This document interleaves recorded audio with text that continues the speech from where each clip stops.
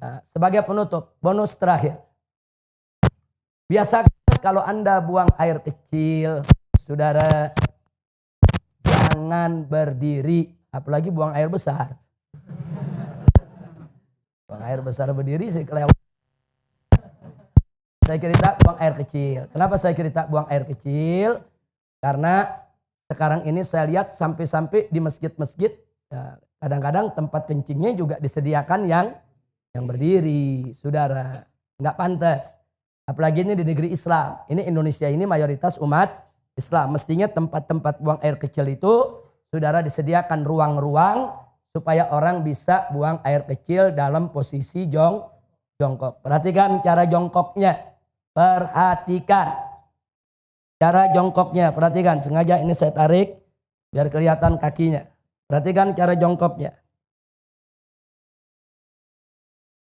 Jadi kalau kita baca kitab Kifayatul Akhyar sampai cara jongkok diajarin. Saudara. Cara jongkoknya itu perhatikan.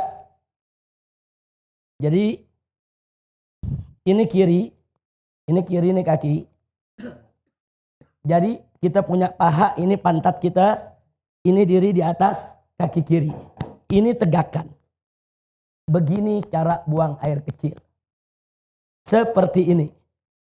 Nah, karena kalau Anda lakukan seperti ini, insya Allah buang air kecilnya tiris. Kita jauh dari penyakit silisil bol. Nah, penyakit yang kencing gak habis-habis. Coba kalau Anda tidak tiris, ya perasaan kalau kita jongkok aja biasa, kencing, selesai. Saudara, nah begitu selesai, kita ambil wudhu dan lain sebagainya. Tanpa terasa, kadang-kadang air kencing masih keluar. Ngetesnya gampang. Cara ngetesnya, Anda kencing jongkok biasa. Nah, setelah jongkok biasa selesai, Anda cebok, istinja, Anda keringkan, Anda taruh kapas. Tes saja atau taruh tisu. Nah, taruh tisu, Anda pakai celana dalam, taruh tisu, tutup aja sama tisu. Habis itu Anda wudhu, apa segala macam, Anda mau sholat. Buka lagi, lihat tisunya. Ada tetesan air keluar lagi. Itu kalau kita mau ngetes, bener gak ini keluar lagi? Jadi kalau orang yang buang air kecilnya tidak tiris, akan keluar lagi. Nah maka itu supaya tidak keluar lagi, perhatikan. Ini seperti ini akan tiris. Seperti ini. Nah, setelah seperti ini buang air kecil, kita bungkukan sedikit. Kita bungkukan sedikit. Nah, boleh sekali-sekali kalau masih berasa ada, kita tukar posisi. Nah, sekarang kita di kanan, kiri yang tegak. Tapi ini bukan posisi utama, bukan. Posisi utama yang tadi. Posisi utama yang tadi. Ini cuma untuk menggoyang kita punya kantung kencing. Supaya kantung kencing kita ini kegoyang. Digoyang begini, balik lagi. Tapi ini yang utama. Ini kalau begini kita kencing, insya Allah tiris. Tidak akan tersisa lagi. Kira-kira jelas tidak? Ditambah lagi dengan jari kita tekan bagian bawah sebelum bagian dubur di bawah ada, kalau kita tekan keluar lagi itu. Keluar lagi itu cairan. Tekan sedikit. Yang ketiga, istibra. Apa istibra? Dehem. Dehemnya bukan dehem dengan tenggorokan. Bukan dehem dengan suara dada. Dehem dengan perut.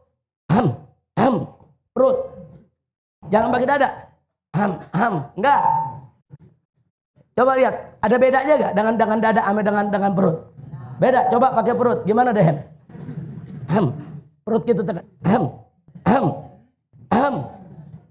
3-4 kali. Nah, itu klepnya terbuka. Kita dehem, klepnya terbuka, dia akan tiris air kencingnya. Kira-kira jelas? Habis itu baru kita istinja. Jadi Islam ini indah. Sampai cara kencing diajarin. Dalam Islam ya ikhwan. Dan ternyata para dokter mengakui. Para dokter itu mengakui ternyata betul memang posisi itu membuat bukan hanya kantung kencing. Membuat ginjal kita di posisi yang benar untuk membuang daripada air seninya. Jadi posisi ginjal nih, saudara memang seperti ini. Dia jadi seimbang posisinya kalau begini. Ginjal kanan, ginjal kiri. Saudara, memang posisinya begini. Jadi untuk ginjalnya sehat, kantung kencingnya sehat, dan insya Allah tidak menetes lagi. Kira-kira jelas? Nah ini oleh-oleh pelajaran terakhir. Mudah-mudahan manfaat untuk kita semua.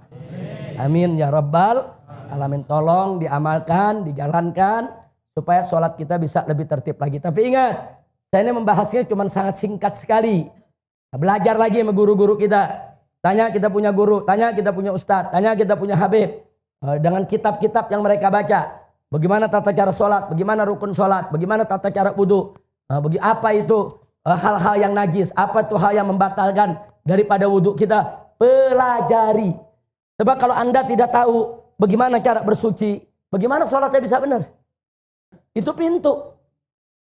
Sholat tidak sah kalau bersucinya nggak beres. Pelajari dulu bagaimana cara bersuci, bagaimana cara sholat.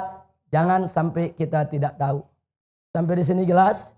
Alhamdulillahirabbil alamin. Saya pikir cukup. Sampai di sini itu saja yang bisa saya sampaikan. Terima kasih. Hadani Allah wa iyyakum ila siratil mustaqim. Wassalamualaikum warahmatullahi wabarakatuh. Begitu kita sholat di tahiyat yang terakhir, kemudian kita teringat, yakin bahwa tadi di rakaat kedua kita tidak baca suratul Fatihah. Tapi kita langsung membaca surat. Maka sebelum kita salam, kita masih ada dalam sholat kita. Maka rakaat kedua kita tidak sah. Lalu bagaimana solusinya? Kita berdiri, berarti kalau rakaat kedua dihitung tidak sah, kita baru berapa rakaat sholat? Baru 3.